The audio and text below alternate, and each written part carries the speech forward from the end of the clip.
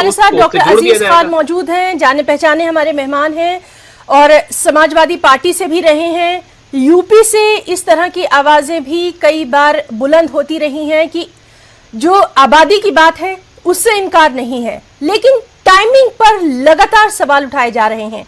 अजीज खान जी, आपसे भी इस बारे में जानना चाहेंगे, क्या अपोजिशन का काम सिर्फ और सिर्फ हंगामा बर्पा करना है या वाकई इस बात में कहीं कुछ मुद्दा भी दिखाई देता है? देखिए हिना जी, अभी विद्वान प्रवक्ता प्रशांत वशिष्ठ जो मुद्दों को रख रहे थे, शायद उनको मामले की गंभीरता नहीं पता है। अभी जैसे एक सवाल आपने उठाया टाइमिंग का, इसमें कोई दो राय नहीं, टाइमिंग गलत है और अभी 6 महीने चुनाव के बचे हैं और इस तरीके की बात को ये लेकर आना चाहते हैं। इसमें कोई दो राय नहीं। ये भी है कि उत्तर प्रदेश का इशू नहीं है, ये पूरे देश का इशू है, ये राष्ट्रीय आपदा है, ये मानना पड़ेगा। लेकिन उस राष्ट्रीय आपदा को आप किस नजरिए से देख रहे हैं? साहब प्राइवेट बिल लाना, उस पर चर्चा करना, साहब देखिए हड़बड़ाहट में जब कोई डिसीजन लिया जाता है तो वो डिसीजन गलत हो जाता है। जिस तरीके से हड़बड़ाहट में इस बिल को लाने का प्रयास किया जा रहा है, भाई अगर आपको इसे लाना है या लाना था, 7 साल से आप केंद्र में हैं, 4.5 साल से उत्तर प्रदेश में हैं, आपको साहब ये भी सूझा नहीं कि साहब जनसंख्या बढ़ रही है, उसको नियंत्रित कैसे किया जाए? आपको एक मसौदा तैयार करना चाहिए, उसमें एक प्लान करना चाहिए, प्लान करके उसको आप जो सर्वदलीय बैठक करके लोगों में रखना चाहिए। संसद में बहस होता, विधानसभा में बहस होता, कंक्लूजन ड्रा होता। अब इन्होंने क्या किया साहब, एक मसौदा तैयार करके वेबसाइट पे डाल दिया। अब वेबसाइट कितने लोग गांव के लोग जानते हैं, वो वेबसाइट पे पढ़ करके कौन राय देगा? देखिए वेबसाइट से मसले नहीं तय होते हैं, वेबसाइट से सिर्फ एक हवा खड़ा किया जा सकता है। दूसरी बात मैं जानना चाहूं, इन्होंने कहा साहब हंगामा कर रहे हैं, हंगामा कौन कर रहा है? आप नीतीश जी से इन्होंने बात किया कि हंगामा वो कर रहे हैं कि नहीं कर रहे हैं?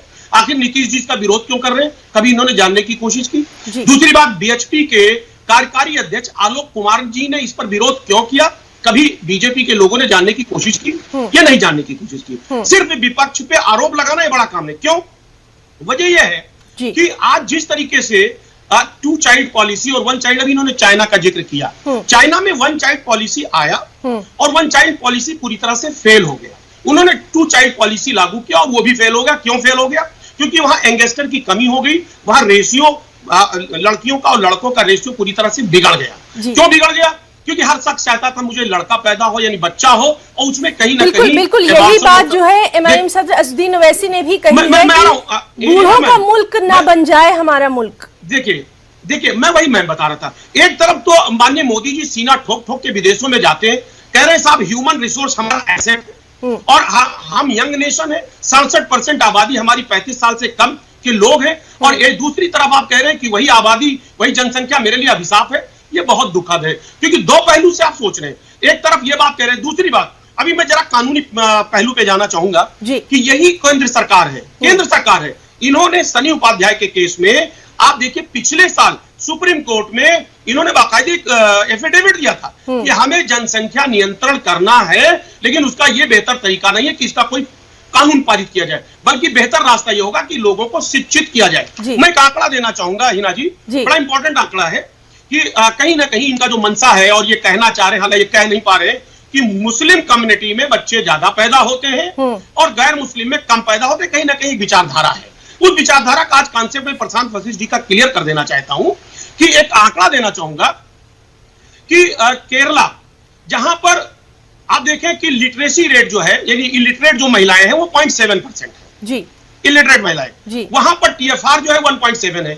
इसी तरीके से आप बिहार में ले लें, इलिटरेट जो महिलाएं हैं वो है 26.8, उसमें फर्टिलिटी रेट जो है टीएफआर है 3.2। एक बात, और जिन राज्यों में मुस्लिम कम्युनिटी के लोग 20% से ज्यादा हैं, वहां पर टीएफआर रेट कम है। जरा मैं आंकड़ा दूंगा, लक्षद्वीप में मुस्लिम आबादी 96% है, 96% है, टीएफआर है वहां पे 1.4।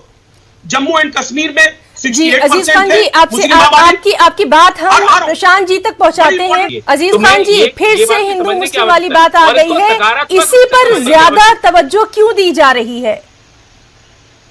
अब मैं पूरी बात कंप्लीट नहीं करने दी थी आपने, अब मुझे थोड़ा मौका दे दे, अब से थोड़ा वक्त दे। देखिए प्रशांत जी ने 2-3 बातें कही कि साहब मुस्लिम की आबादी बढ़ी है और गैर मुस्लिम की घटी है। मैं थोड़ा इस पे इनको बताना चाहूंगा कि अगर इसका पूरा डिटेल ले ले, देखिए ये मेरे पास इसका पूरा आंकड़ा है और इस आंकड़े को मैं बताना चाहूंगा कि जो धार्मिक आधार पे फर्टिलिटी रेट अगर देखा जाए तो हिंदू भाइयों की 2.7 है, मुस्लिम की है 3.1, एक बात, और शेड्यूल कास्ट की 3.1 है, शेड्यूल ट्राइब की 3.6 है, यानी मुस्लिम से भी शेड्यूल ट्राइब की ज्यादा है, 3.6 है। क्या कहने का मकसद हुआ? मकसद ये हुआ जहां लिटरेसी रेट कम है वहां पर फर्टिलिटी रेट बढ़ गया, एक बात। इसमें सबसे बड़ा चूक होगा, जो सबसे बड़ा नुकसान होगा वो आदिवासी, अति पिछड़ों का, दलितों का, पिछड़ों का, क्योंकि जहां पर शिक्षा नहीं है, जहां पर शिक्षा की कमी है, वहां पर बड़े स्तर पर इस तरीके की समस्या पैदा होगी, एक बात।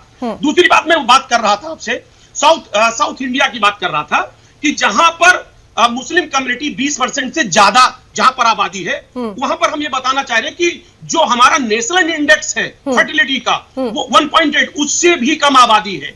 आप देखें असम में 34% मुस्लिम है, वहां पर फर्टिलिटी रेट है 1.7, 1.8 हमारा मानक है। आप वेस्ट बंगाल में ले लें 27%। आप देखिए अजीज खान जी, चूंकि वक्त मेरे पास बहुत कम है, मैं आपसे फौरी तौर पर ये जानना चाहूंगी, एक ऐसे समाज में हम रहते हैं जहां आज भी लड़का और लड़की का फर्क वाज़ेह है, बिल्कुल हम इनकार नहीं कर सकते। ऐसे में समाज को बदलने की ज्यादा जरूरत है या फिर कानून को नाफिज करने की? इसका जवाब मैं प्रशांत जी से भी चाहूंगी, पहले आप दीजिए। जी जी जी जी जी देखिए मैम, बिल्कुल बहुत सीधी सी बात है और बड़ी खुले मंच से हम कह रहे हैं और अपनी बात भी कह रहे हैं लोगों।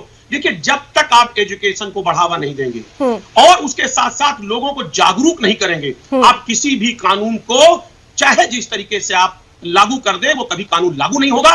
लोगों को शिक्षित करिए, पढ़ाइए, लिखाइए, जागरूक करिए। ये कम्युनिटी का इशू नहीं है कि मुस्लिम पैदा करते हैं गैर मुस्लिम। मैं बता रहा हूं, जिस भी शख्स के पास शिक्षा की कमी होगी, जो लोग अशिक्षित होंगे, जागरूक नहीं होंगे, वो मैं दावा करता हूं कि वो कहीं ना कहीं वो इन चीजों के चपेट में आएगा। मैं सवाल करता हूं, प्रशांत वशिष्ठ साहब है और मैं हूं, मैं पढ़ा लिखा आदमी हूं, मेरे कितने बच्चे हैं?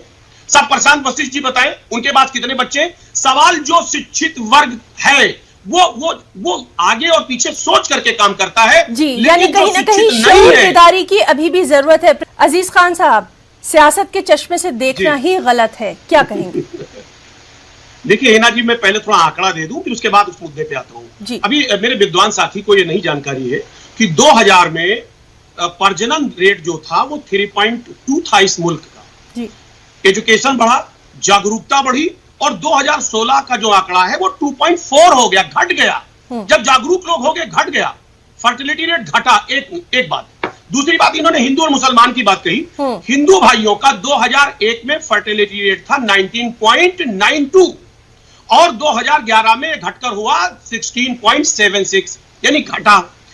मुस्लिम कम्युनिटी में 2001 में जो जनसंख्या वृद्धि दर थी वो 29.5 थी और 2011 में ये 24.6 हो गया। यानी अगर कंपैरेटिवली देखा जाए हिंदू भाइयों से मुसलमान भाइयों का जनसंख्या दर की घटने का रेशियो, तो ज्यादा घटा। एक बात, पहली बात तो ये मैं आपको बता दूं। दूसरी बात, अभी आपने कहा कि साहब पॉलिटिकली देखा जाए, इसको पॉलिटिकली ले कौन रहा है भाई? अननेसेसरी इसको इतना हाइप देने की जरूरत क्या है? आप लोगों को जागरूक करिए, पढ़ाइए, लिखाइए लोगों को। मेरी बात मुझे मत, आप चुनाव जब 6 महीने कभी किया कीजिए सर। मैं देखिए सर, हम चिल्ला की बात नहीं करेंगे। प्रशांत जी आप भी बात करिए।